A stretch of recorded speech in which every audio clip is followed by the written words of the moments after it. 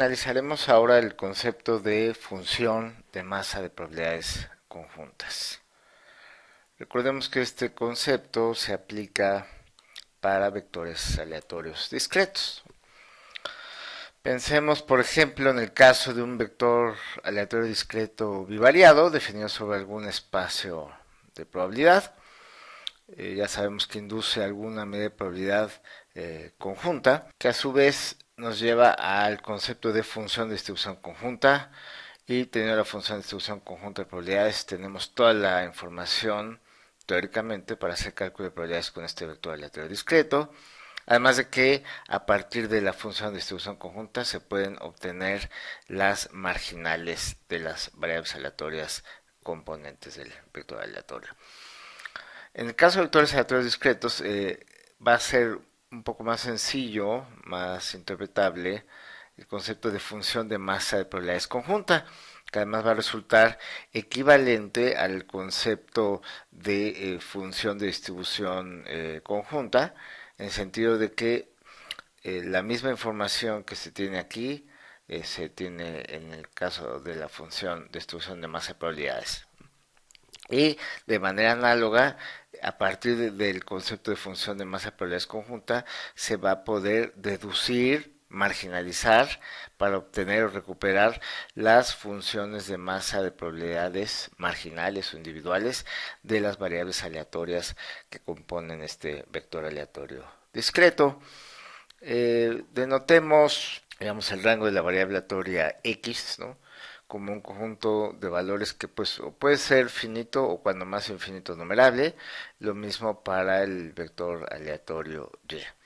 Lo primero que tenemos que notar es que el rango de este vector aleatorio, es decir, el conjunto de valores posibles u observables que nos puede reportar este vector aleatorio, no va a ser exactamente el producto cartesiano de los rangos de las variables aleatorias que lo componen, sino algún subconjunto de él. En ocasiones podrá ser igual, pero no necesariamente, ya que puede ocurrir en un momento dado, para un cierto valor x0 y y0 minúsculas, que las probabilidades individuales o marginales de que X reporte un valor X0 y que Y reporte un valor Y0 por separado sean probabilidades positivas, y sin embargo se puede dar el caso en que la probabilidad de que simultáneamente X reporte el valor X0 y Y reporte el valor Y0 sea igual a 0. Lo vamos a ver en unos momentos adelante. Vamos a ver cómo podemos motivar y llegar a una definición de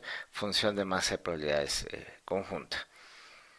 Al igual que en el caso de vectores de variables aleatorias discretas, en donde pues basta con saber calcular las probabilidades puntuales de los valores posibles o observables de la variable aleatoria discreta, lo mismo va a suceder en el caso de vectores aleatorios discretos, ya que al ser tanto el rango de X con el rango de Y conjuntos cuando más infinitos numerables, pues el producto cartesiano va a ser también cuando más infinito numerable, ¿no? Y como el rango del vector aleatorio es un subconjunto de este, por lo tanto, el rango del vector aleatorio discreto XY, pues también debe ser finito o infinito numerable. Por esta razón, bastará con saber calcular probabilidades puntuales en relación a un vector aleatorio discreto. Entonces, consideremos un boreliano que tiene un solo elemento, un solo punto en R2, ¿no? Para ordenado X, Y, ¿no?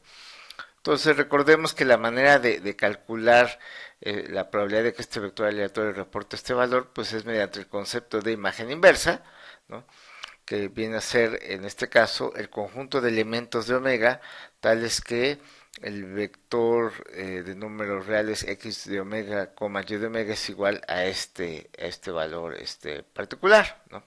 Aquí quizás debemos haber puesto x0 y y0, ¿no? Bien. Ahora, notemos que este conjunto se puede reexpresar como una intersección de conjuntos, ¿no? Podemos intersectar el conjunto de elementos de omega, tal vez que x de omega es igual a x0, con el conjunto de elementos de omega, tal vez que y de omega es igual a y0, y estaríamos haciendo referencia exactamente al mismo conjunto. Entonces, si queremos calcular la probabilidad de que este vector aleatorio nos reporte este valor, ¿no?, pues simplemente vemos a qué evento corresponde esta intersección y calculamos su probabilidad mediante la media de probabilidad definida en el espacio de probabilidad original.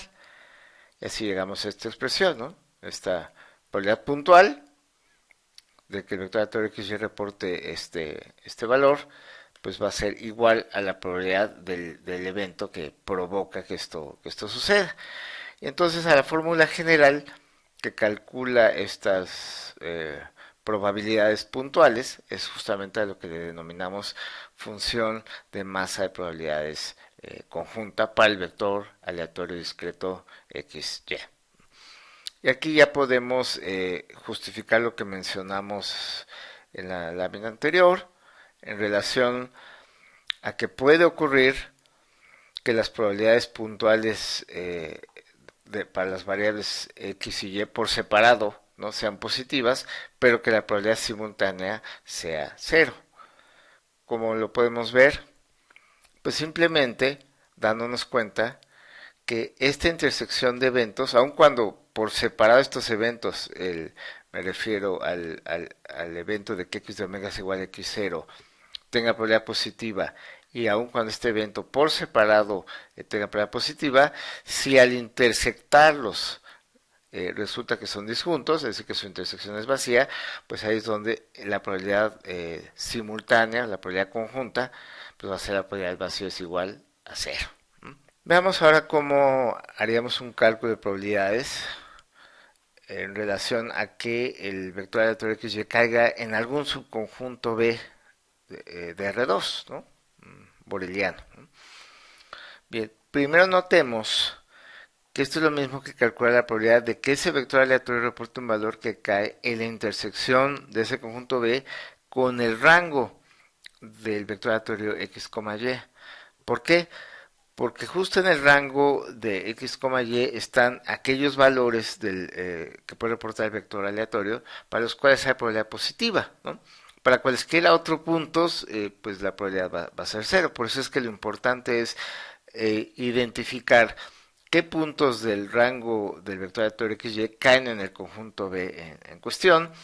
Y luego lo único que tenemos que hacer pues, es sumar, ¿no?, esas probabilidades puntuales. ¿Por qué sumamos? Porque finalmente pues esto se va a poder expresar como una unión disjunta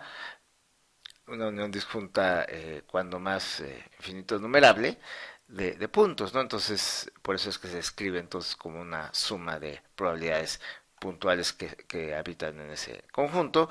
Y bueno, pues ya vimos que las probabilidades puntuales pues justamente se calculan por medio de la función de masa de probabilidades conjunta. Entonces ya tenemos una expresión general para calcular, hacer cálculo de probabilidades con un vector aleatorio discreto si conocemos su función de masa de probabilidades conjunta.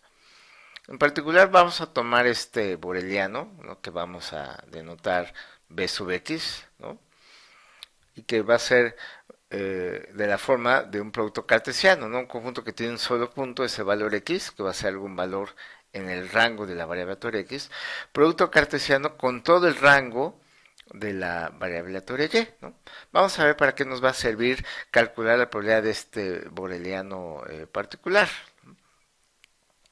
Por lo que acabamos de ver, esa probabilidad, pues por un lado es la probabilidad de que X reporte el valor X minúscula, ¿no?, y que al mismo tiempo Y caiga en este conjunto. Digamos, esto es por definición de B sub X, ¿no?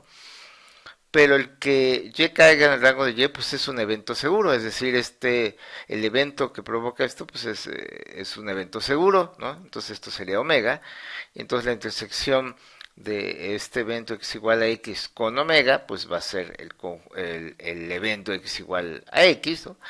Entonces eso es justamente la probabilidad marginal de que la variable aleatoria x reporte el valor x minúscula, ¿no? Esto es por definición de B sub x, pero por otro lado acabamos de justificar que el cálculo de probabilidades para que un vector aleatorio XY caiga en un booleano, en este caso B sub x, pues va a ser la suma, ¿no?, de todas las probabilidades, eh, bueno, más bien la suma sobre todos los puntos que caen en ese conjunto.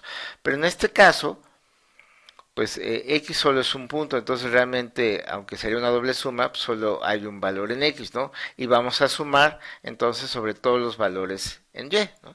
Y así llegamos a esta expresión. Entonces, tenemos dos expresiones para el mismo cálculo de probabilidades que queremos realizar, lo que nos lleva a notar entonces que a la hora de que sumamos todos los valores de una función de masa de probabilidades sobre los valores posibles de una de las variables aleatorias que componen este vector aleatorio, pues obtenemos una de las funciones de masa de probabilidades marginal, ¿no? En este caso la de X.